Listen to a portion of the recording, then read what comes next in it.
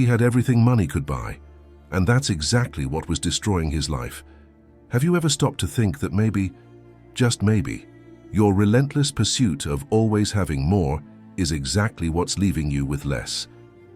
There is a Japanese concept called Seihin, which literally means clean poverty or dignified poverty.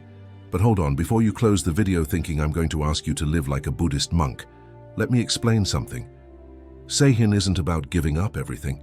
It's about something different. The mental discipline to choose simplicity in a world that bombards you with the idea that you always need more. And the most interesting part, neuroscientists explain that our brains weren't designed to handle the absurd amount of stimuli, options, and possessions we accumulate in the modern age. Every object in your house, every notification on your phone, every appointment on your calendar is literally consuming your mental energy. A study from Princeton University found that physical clutter in our environment competes for our attention, resulting in decreased performance and increased stress. But today's video story doesn't begin with scientific studies.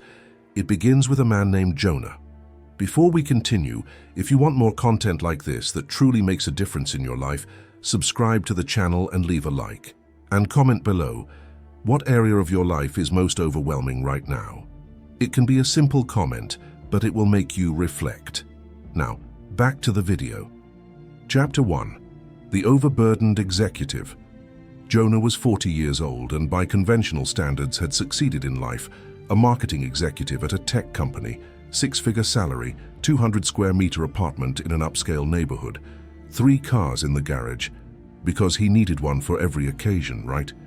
A closet full of clothes with tags still attached, a smartwatch that monitored everything, a smart TV in every room, smart light bulbs, smart locks.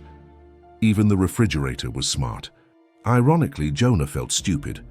Every morning, even before getting out of bed, he would check various notifications on his cell phone, work emails at 6:23 a.m., messages from family groups that he never had time to read properly, offers for products he didn't even know existed but that suddenly seemed essential. He would wake up tired, always tired. That kind of tiredness that doesn't go away even after 8 hours of sleep, because it wasn't physical tiredness. It was cognitive exhaustion. The closet was overflowing. Every morning was an agonizing decision. What to wear? What if he needed to go straight to happy hour after work? Better bring an extra change of clothes and a spare pair of sneakers. And breakfast? He had 6 types of granola, 4 brands of imported coffee, 3 types of plant-based milk, but he never knew what to eat. Choice paralysis. In the end, I always ended up grabbing whatever was available on the run and eating it in traffic. The traffic. Oh, the traffic. An hour and a half to travel 15 kilometers. Horns blaring, screeching brakes, people cutting him off, him cursing back, podcasts on his headphones, terrible news on the radio, emails being answered at red lights. When he arrived at the office, already at 9:30 a.m., late as always, Jonah went into autopilot mode. Meetings, spreadsheets, more meetings, phone calls, impossible deadlines, people demanding results, him demanding results from his team, and every few minutes that irresistible urge to check my phone, Instagram, LinkedIn, news, as if something very important could have happened in the last 3 minutes. Lunch? Fast food in front of the computer, without savoring it, without noticing, just swallowing while answering emails. In the afternoon, the energy plummeted. More coffee, a chocolate bar, anything to keep going. When he finally got home, usually after 9 p.m., Jonah could barely hold a coherent conversation. He'd turn on the TV, scroll through Instagram, and somehow, without even realizing it, it was already midnight, and he was buying things on Amazon that he didn't even need. A magnetic organizer for kitchen knives, he never cooked. A premium toolkit, he never fixed anything. An online photography course that would forever remain at 2% completion. Buying gave a momentary feeling of control, as if each new object would fill the void he felt. But what about the next day? The boxes were still piled up in the corner of the room, and the emptiness was still there. Chapter 2. The Breaking Point. It was on an ordinary Tuesday that everything began to change. Jonah was late, again, for an important meeting. He was searching for his car keys amidst the mess on the entryway desk. 2 car keys he no longer used, 3 unfamiliar flash drives, batteries, business cards from people he couldn't remember, 6 remote controls for devices he wasn't even sure still worked. And then, while rummaging through that chaotic drawer, something snapped inside him. It wasn't dramatic. There were no tears or breakdown. It was something more subtle and more frightening. He simply didn't recognize his own life. She looked around the apartment. Really looked. For the first time in months. Shelves overflowing with books he would never read. Gym equipment turned into coat racks. Collections of things he couldn't even remember why he'd started collecting. An entire shelf dedicated to tech gadgets that had been essential for 2 weeks and then forgotten. At that moment, a question flashed through his mind like a bolt of lightning. Do I possess these things, or do these things possess me? He cancelled the meeting. He called in sick to work, and he wasn't lying, not really. There was something wrong there, it just wasn't physical. Jonah spent the entire day sitting on the apartment sofa, just observing, trying to remember the last time he had felt truly light, truly at peace. He couldn't remember. That night, while absent-mindedly scrolling through Instagram, some habits are hard to break, he saw a post from an interior designer he followed. It was about Japandai style, a blend of Japanese minimalism with Scandinavian design. And in the middle of the post there was a photo of a ceramic piece, simple, elegant, intentionally imperfect, and something about that image deeply touched him. Without much thought, Jonah decided he was going to buy an authentic Japanese piece to decorate the apartment, something that would bring that serenity he saw in the photo. It's funny how life works, isn't it? He was still trying to solve the problem by buying things. He still hadn't understood the lesson, but sometimes the cure comes disguised as the disease. Chapter 3. The Craftsman. After searching online, Jonah discovered that there was a traditional Japanese craftsman living on the outskirts of the city. A man named Daisuke, who had moved to the United States 15 years ago and maintained a small workshop where she created ceramics, using centuries-old techniques. The following Saturday, Jonah drove there. The address was on a quiet, tree-lined street, far from the chaos of downtown. When he arrived, he almost thought he had gone to the wrong place. It wasn't a shop. It was a small, simple house with a tiny but impeccably cared-for garden. Stones arranged with intention, a bamboo swaying gently, an atmosphere of calm, deliberate. Jonah rang the doorbell. The door opened and a Japanese man of about 60 years old with grey hair smiled gently. "You must be Jonah. Please come in." Daisuke's voice was soft but firm, the kind of voice of someone who is in no hurry. Jonah walked in and immediately felt the difference. It wasn't just the house. It was as if he had left a noisy avenue and entered a silent forest. The room was almost empty. A tatami mat on the floor, a low wooden table, a single painting on the wall, simple brushstrokes of a mountain and a circle that could be the moon or the sun, a small bookcase with perhaps 20 books, carefully arranged, and nothing more. No TV, no excessive decoration, no noise, visual. "Please sit down," said Daisuke, pointing to a cushion on the floor near the table. Jonah sat down, feeling a little uncomfortable. He wasn't used to so much silence. "You came looking for pottery," said Daisuke, pouring tea into 2 small, delicate cups. "But what are you really looking for?" The question caught Jonah off guard. I saw some of your work online and I thought it was beautiful. I wanted something to decorate my apartment with." Daisuke smiled. It wasn't a condescending smile. It was kind, understanding. "Let me show you the workshop." Chapter 4. The Workshop of the 3 Tools. They walked through a small hallway and arrived at the workshop at the back of the house. Jonah expected to find, well, he wasn't exactly sure. Modern equipment, shelves full of materials, something more elaborate. What he saw confused him. The workshop was smaller than his closet. There was a potter's wheel, an old wooden one operated by a pedal, a simple workbench with 3 tools hanging from it, a bamboo knife, a natural sponge, and a thin wire. That's all. "Is that all?" Jonah asked before he could stop himself. Daisuke picked up a piece of damp clay and sat down in front of the wheel.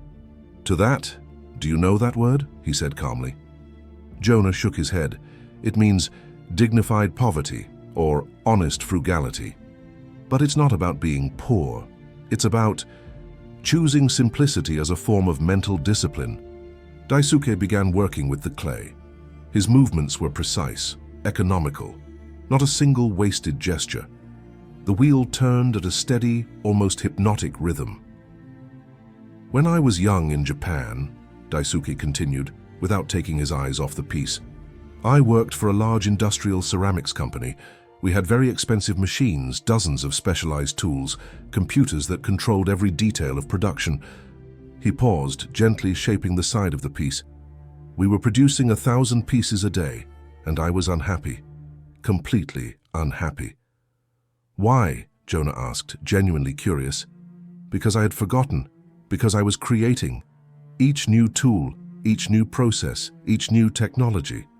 All of that stood between me and the clay, between me and the true purpose of my work.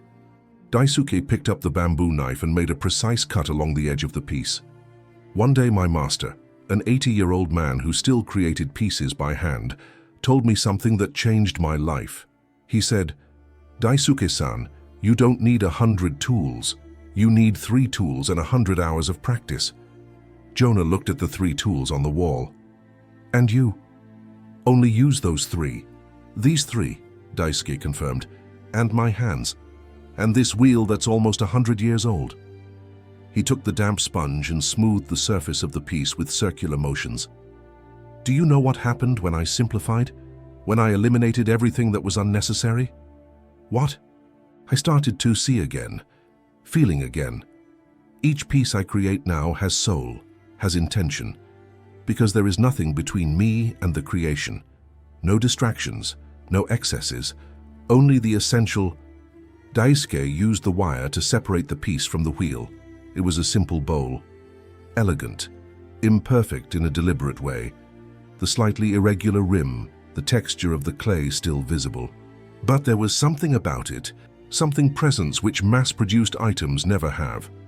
"That's Seihin," Daisuke said, carefully placing the bowl on a shelf to dry. "It's not about having less because you're poor. It's about choose less to have more clarity." Chapter 5. The Lesson of the Mind. Daisuke prepared more tea and the two returned to the living room. "Let me tell you something about the human brain," Daisuke said, and Jonah was surprised by the change of subject. "You think I only know about ceramics, right?" Jonah smiled awkwardly. "I read a lot," Daisuke continued, "and one of the things I've learned is that our brains have a limited capacity for attention. Scientists call it cognitive load." He pointed to the empty room around them. "Every object in your field of vision consumes a little bit of your attention. Every choice you have to make, even small choices like which pen to use, consumes a little bit of your mental energy." Jonah thought about his crowded apartment, the chaotic drawers, the impossible closet. "There's a researcher named Barry Schwartz who wrote about this," Daisuke continued. "He calls it the paradox of choice. The more options you have, the harder it becomes to decide. And the more unhappy you become with the decision you made, because you're always thinking, what if I had chosen differently?" That was exactly how Jonah felt every day. "Zen monks have always known this," Daisuke said. "That's why they live with almost nothing. It's not because they're poor. It's because they understand that external simplicity creates internal clarity." He paused, taking a sip of tea. "There is another concept related to Seihin. It's called Mushin, empty mind, or a mind free from distractions. It's the mental state the samurai sought. A clear, focused mind, without noise." "And how do you get to this state?" Jonah asked. "Eliminating the unnecessary, externally and internally." Daisuke stood up and went to the small bookshelf. He pulled out an old notebook and returned. "When I moved into this house 10 years ago, I had 3 rooms full of stuff. Books, tools, clothes, gifts I'd received and never used, unfinished projects." He opened the notebook. There were handwritten lists inside. "I spent 6 months doing an exercise. Every day I would choose an area of the house and ask myself, is this essential? Does this serve my purpose? Does this bring me real joy or just the illusion of security?" "And what did you find out?" That 90% of my possessions were dead weight, things I kept just in case, things I bought to feel better for a few minutes, things I thought defined me, but that actually only distracted me from who I really was. Jonah felt something tighten in his chest. Recognition. I donated, sold, or threw away almost everything. It was painful at first. Every object seemed important. But you know what happened next? What? I started breathing again. Chapter 6. Seed Planted. Jonah left Daisuke's house that day without buying any pottery, but he took something far more valuable, a sense of unease, a seed that had been planted. In the following days, he couldn't stop thinking about Daisuke's words. He began to pay attention to how he felt when he entered the apartment after work. Anxious, suffocated, oppressed. It wasn't the apartment itself, it was the amount of things, the excess, the constant visual noise competing for your attention. The following weekend, Jonah made a decision. He grabbed 3 large boxes and started with the closet. The first rule he set for himself was simple. If I haven't used it in the last 3 months, it's going away. It was brutal and liberating. Designer shirts he never wore because they were too nice for everyday wear. Donation box. Pants that no longer fit, but that he kept in case he lost weight. Donation box. Uncomfortable shoes he had bought just because they were on sale. Donation box. In the end, the closet that had 80 pieces of clothing was left with 25. And do you know what happened the following Monday? Jonah dressed in 2 minutes. No anxiety, no second choice, no more feeling of always wearing the wrong clothes. It was so impactful that he continued. The kitchen. He had 3 stand mixers. 3. 6 pots he never used. Dozens of plastic containers without lids. Kitchen gadgets he'd seen on TV shows and bought on impulse. He kept the essentials. A good pot, a good frying pan. Basic, quality utensils. The room. The shelves full of trinkets. Work awards that meant nothing. Decorations he bought because something was missing there. He removed almost everything. He left only a few pieces that he really liked. The apartment started to breathe. There was space. There was visual silence. And something surprising happened in Jonah's mind. He began to feel lighter, not just physically, mentally, as if each object that left the apartment freed up a little bit of space in his brain. Chapter 7. The Depth of Practice. 3 months later, Jonah returned to Daisuke's house. This time, he didn't go as a consumer. He went as a student. I did what you suggested, Jonah said as soon as he entered. I simplified my apartment, and it worked.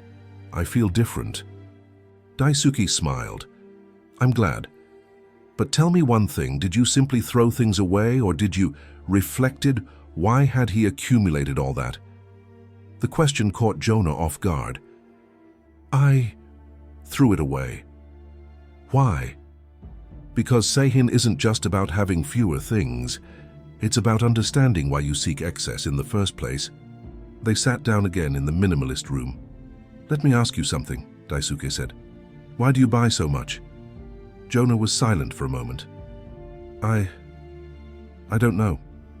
It makes me feel good, I guess. For a while. For a while. And then what? Daisuke repeated, emphasizing the point. Then I feel empty again. And then I buy something else. Exactly, you're using consumption as emotional anesthesia. You're not buying objects. You're trying to buy peace of mind. This hit Jonah like a punch in the gut, because it was true. There's a phrase I really like, Daisuke said. When you realize you don't need anything, you have everything you need. He served tea again. True Seihin goes beyond material simplicity. It is a mental discipline. It's about training your brain to find sufficiency in what you already have, to not seek validation in possessions, to not measure your worth by the amount of things you can buy. And how do you do that? Jonah asked. Practicing mindfulness, Zanshin, a relaxed yet alert state of consciousness. You are fully focused on the present moment, on the task at hand. Daisuke pointed to the window where the small garden was visible. When I tend to the garden, I tend to the garden. I'm not thinking about bills, projects, or worries. I'm there, with my hands in the soil, feeling the texture, seeing the colors, hearing the sounds. This seems impossible to me, Jonah admitted. My mind is always racing. Because you fuel this acceleration, constant notifications, multitasking, perpetual consumption of information and entertainment, your brain is addicted to stimuli. Daisuke picked up his cell phone, a simple, old model. I have a phone, but I don't have social media, I don't receive notifications, I don't read the news all the time. And you know what I gain from that? What? Time to think, time to process, time to simply exist without constantly reacting to something. Chapter 8. Daily Practice. In the following months, Jonah began applying Seihin to other areas of his life. He reduced the number of social commitments. He stopped saying yes to every event, every happy hour, every meeting. He learned that no, it's a complete sentence. His calendar, which had previously been overflowing with appointments, began to have blank spaces. And in those spaces, he discovered something he had forgotten existed: productive boredom. Moments when nothing urgent was happening, when he could simply sit and think, read a book from beginning to end without interruptions, cook a real meal, paying attention to each step. He established a personal rule: one in, one out. If he bought something new, something old had to go. This forced him to question whether he really needed that new item. Most of the time, the answer was no. He also began practicing what Daisuke called digital fasting. An hour before bed, no screens, no emails, no social media. The first few nights were terrible. He didn't know what to do with his own hands. He paced the house like a recovering addict, which, in a way, was exactly what he was. But after 2 weeks, something changed. He started sleeping better. His mind, which used to race late into the night, began to slow down naturally. He woke up rested for the first time in years.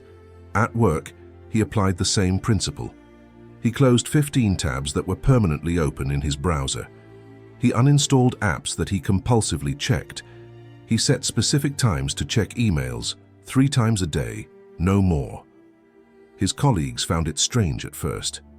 "How are you managing to do everything without always being online?" they asked. The answer was simple. He wasn't doing everything. He was doing the what did it matter and doing it well. His productivity, ironically, increased because he was no longer in constant reaction mode, jumping from task to task. He would choose one thing, focus completely on it, finish it, and then move on to the next. Zanshin, full attention. Chapter 9. The Deepest Lesson. 6 months after their first meeting, Jonah and Daisuke had become friends. Jonah visited the workshop regularly. Sometimes he helped Daisuke with small tasks. Sometimes he would just sit and watch the master work at the potter's wheel. There was something meditative about it. The silence, the steady rhythm, the total attention. One day, Daisuke asked, "Did you notice that all my pieces have imperfections?" Jonah looked at the bowls and plates on the shelf. It was true. None of them were perfectly symmetrical.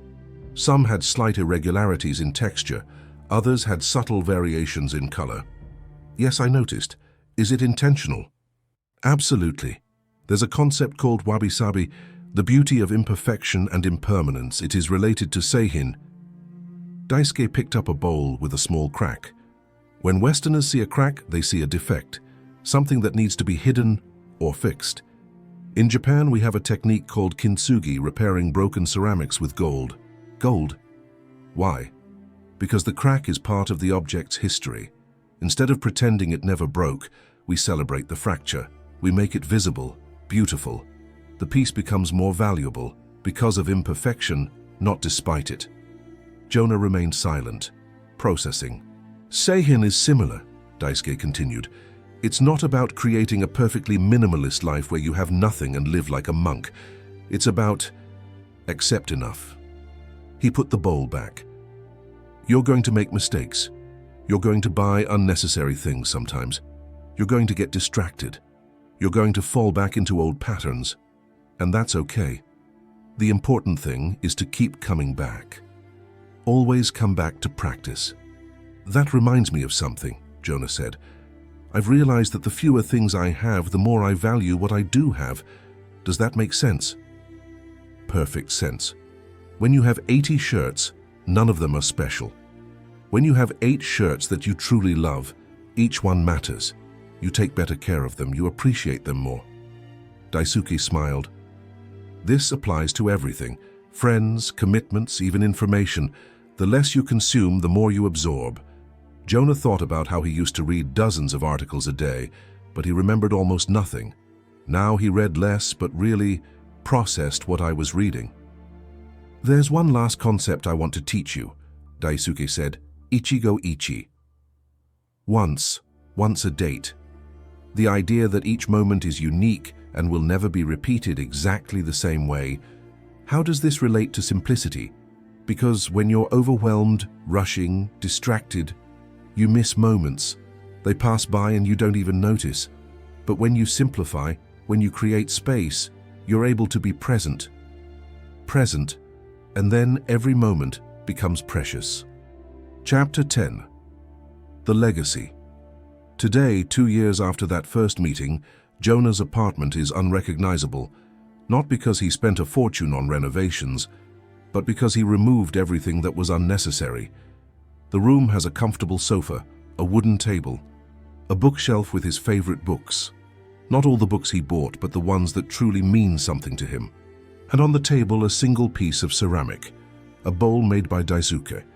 Simple, elegant, with small imperfections that make it unique. Jonah no longer has 3 cars, he has one, which he actually uses and takes care of. His closet is no longer overflowing. He has 20 pieces of clothing that he loves and wears regularly. No more streaming subscriptions I never watched, apps I never opened, or products that were forgotten in drawers. He has less. And that's why he has more mental clarity, more energy, more time, more peace.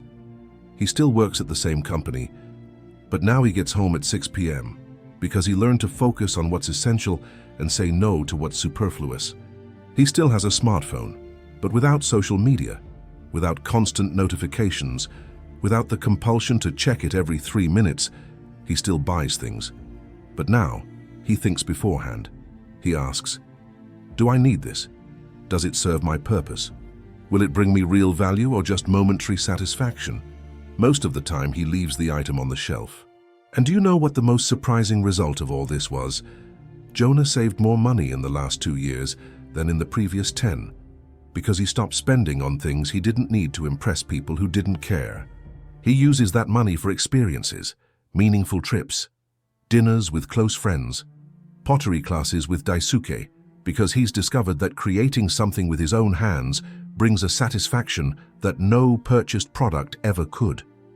So let's recap what we learned from Jonah's story. First, Seihin is not about poverty. It's about the mental discipline of choosing simplicity in a world that constantly pushes us towards excess.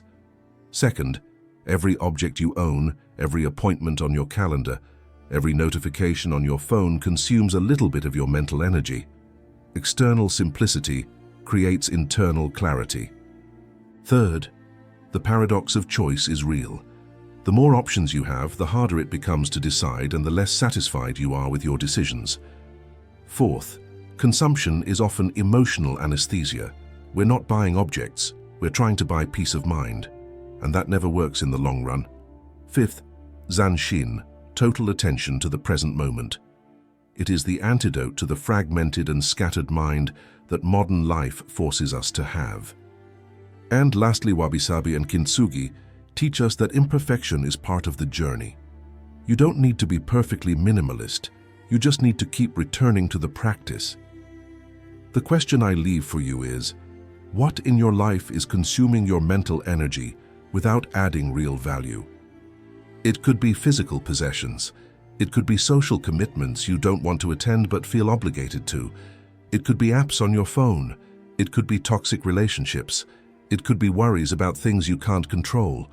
Whatever it is, what would happen if you simply let go? Jonah discovered that less can be exponentially more, and you can too.